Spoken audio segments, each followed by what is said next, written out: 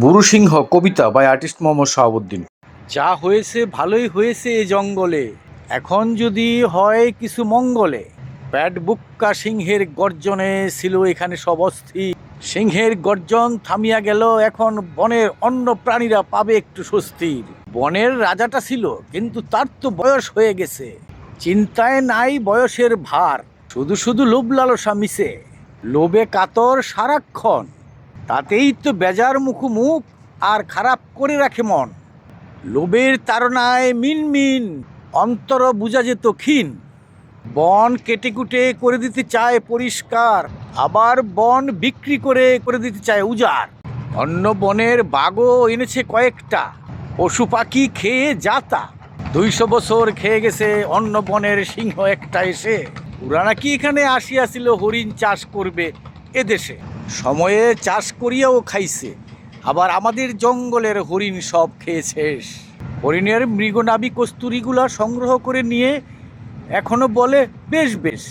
আবার কারা আসিয়াছে এখানে করিতে বানরের চাষ, 2 কলা খাওয়াইয়া 3 কলা নিয়ে নিবে, তার জন্যই ফুসফাস।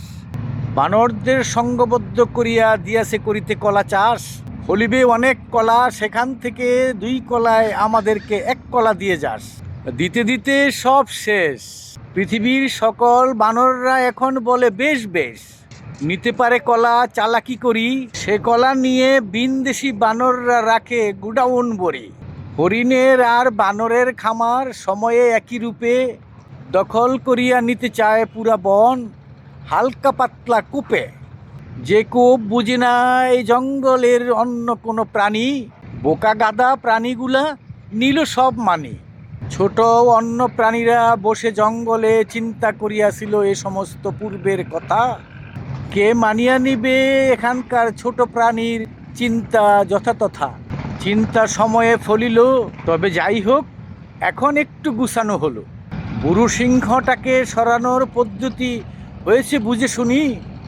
কত বানরের কলা খেয়েছে তাও সকলে জানি, আরও যে কত খেয়েছে কলা বিক্রির টাকা, নিয়ে নিয়ে ভরে রেখেছে বিদেশের সব ঝাঁকা। জায়গায় জায়গায় নানান প্রাণীর করেছে এখানে খামার, পশু পাখির চামড়া আর বনের তুলা বিক্রি করে চেহারা হয়েছে এখন হায়ানার। বনের সিংহ বেশি খায় বলেই তো তাকে ডাকে জানোয়ার। অন্য প্রাণীরা এখন মনে করে খাটাসের মতো নাই কানোয়ার।